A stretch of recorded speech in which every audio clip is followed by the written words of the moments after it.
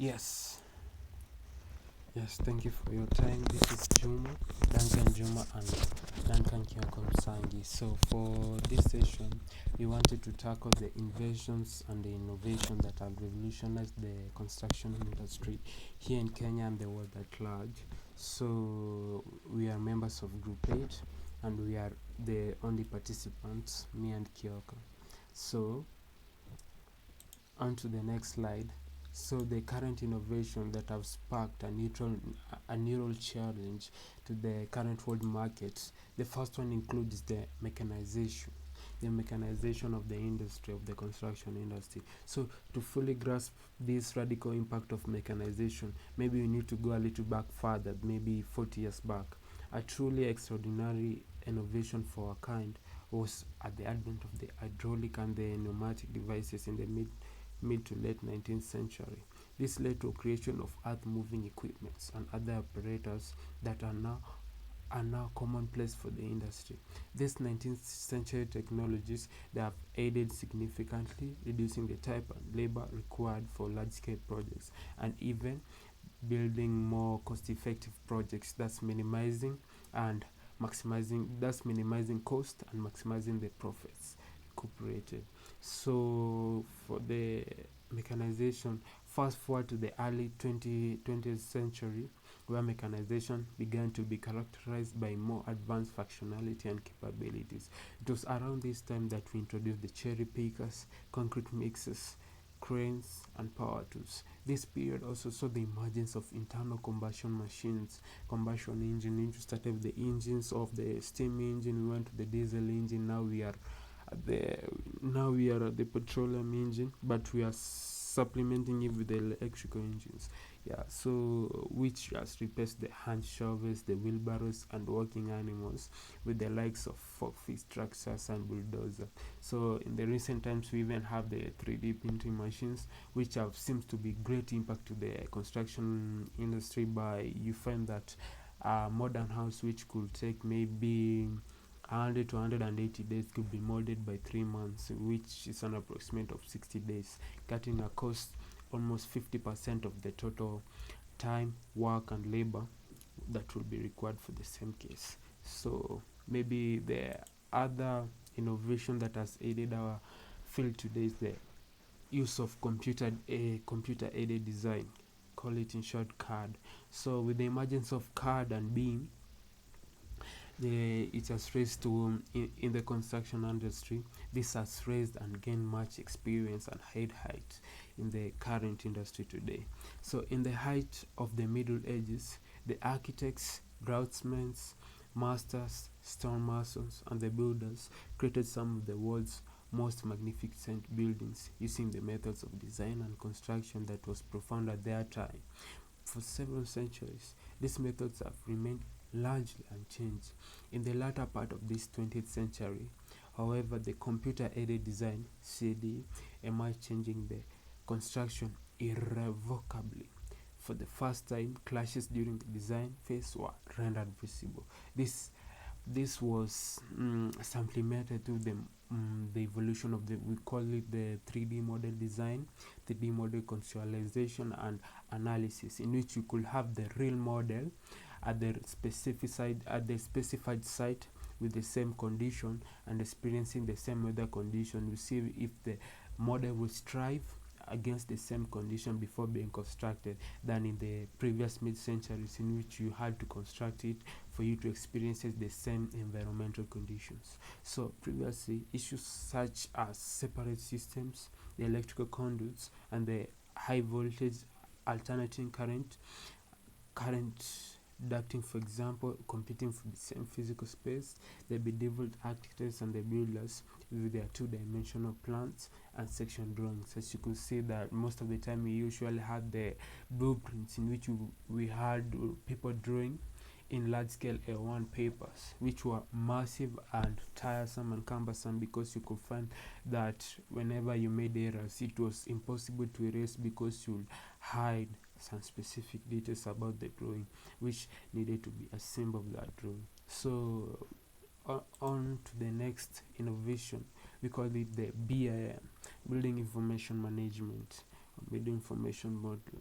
So while CAD vastly transformed the role of designers, building information management has proven this to be a stunningly versatile, allowing architects, engineers, contractors, and subcontractors just to collaborate and find details of design construction by the use of the same database and the computer model. This has made to making much more informed decisions. We have able to see the models not just in 3D but 4D and even 5D, and even went fast forward and provided the cost analysis of the projects, the project evaluation, the time frame, the risk occurred, the risk, the possible outcoming risk, and ways to resolve them. That's the essence of the BIM management. So BIM involves all project stakeholders working collaboratively on a detailed 3D model that includes all the functional systems of a structure, such as the pavement or curbs, beams and girders, HVAC, and electrical installations, as well as the aesthetics of all arches, roofs, and the rails. Because BIM is a collaborative process from the beginning to the end, thus it allows pre-construction parties not just to work but visualize and analyze decisions and analyze design decisions and pinpoint the interferences and other errors before works begins on site. So for contractors working collaborative, this saves them innumerable number of resources, as construction does not begin until every part has been after until every party has submitted their designs, ensures that clashes are detected and rectified quickly and easily and ahead of the ground being broken on site. Yes, that's management on time and the risk that might occur. So moving on to the next side, the next innovation is the prefabrication and the industrialization of the construction industry. So assembling large complex components piece by piece on site exposed to the elements can be difficult. The rise of offsite fabrication has hugely increased the efficiency of this process. This can be amended by the use of the big piles and the piers. So these are the columns that need to be prefabricated offsite and need to be precasted offsite and brought to site because of their massive quantity their massive quantity and size and their efficiency. So we need like prefabricated system for to enhance the construction efficiency. For example, a massive heat exchanger fabricated in a vendor shop will not only arrive on site ready to be plugged in, but also benefit from the management of the parts and the material inventories, as well as the improved efficiency and productivity. Return on investment increases for the waste and inefficiency falls, thus maximizing on the profits. Huge savings in schedule time are gained when the components like concrete insulated panels, we have the timber frame panels, the pump units, the compressors, and the instruments panels are prefabricated in shop rather than on site, arriving at a later date, just ready to be linked up. So prefabrication, this has industrialized the construction industry, that are being adapted to the industry more each year. According to the Dodge Data and Analytics Smart Market Report, 90% of the contractors say that they achieved improved productivity, improved quality, and increased schedule certainty compared with the traditional cost methods, thus proving that prefabrication and the industrialization of the construction industry can prove to be a major factor in the current market condition. So we go on to the next slide. We have the sustainable. We have the next innovation is the sustainable building materials. As ages grows by, we are coming to be, our world is revolutionizing to be have 3D sustainable model designs in which we are we are generating a carbon free society where there's no pollution, where we manage all our pollution and to ways that are more conducive to the environment. So As the construction industry looks for ways to reduce these carbon emissions, they are turning to more sustainable ways of building.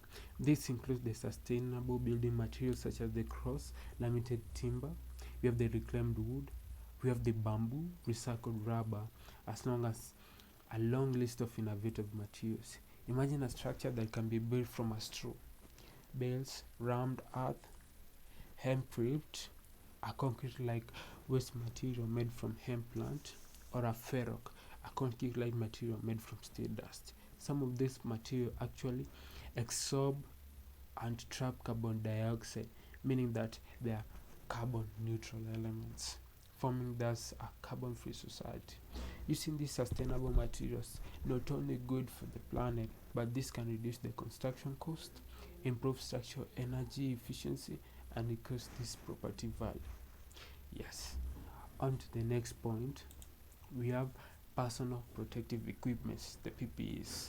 PPEs used by the mostly in the workers and the at the current construction sites. So, what the personal protective equipments, the PPEs, is far less technological advanced than the other entries in this list. There's no doubt it has contributed to a revolutionizing it has contributed to revolutionizing the construction industry over the last 40 years in terms of health and safety. Maybe, for example, regulations placing a duty on employers in the UK, in the United Kingdom, to ensure the employees exposed to health and safety risks are provided with an appropriate PPE, which was introduced in 1992 under the Health and Safety Act at Work Act, which was commenced in 1974. A performance review of this latter act in 2008 found that between 1974 and 2007, the number of fatal injuries to employees in the UK, it literally fell by 73%. Reported non-fatal injuries fell by 70%. So you see this advancing this unique amount of increase, the unique amount of decrease, meaning that the PPEs can certainly save a lot of cost and save a lot of human lives. Maybe, yeah, save on cost and minimize the loss of human lives. So, even with these policies in place, there's an ongoing need for safety on construction sites. The construction workers make up only 6% of, maybe we take literally maybe the United States labor force. They account for 20% of workers' death each year. This highlights that the need for PPE innovation. In the future, PPE could even include exoskeletons. These are purely advanced, yeah, how am I say this? These are purely advanced PPEs in which they seems to consume the whole body like the overall, but they protect each part of the human organ from X-ray radiations and other form of physical harmness to the body and other design improvements. Yeah, maybe on to the next point.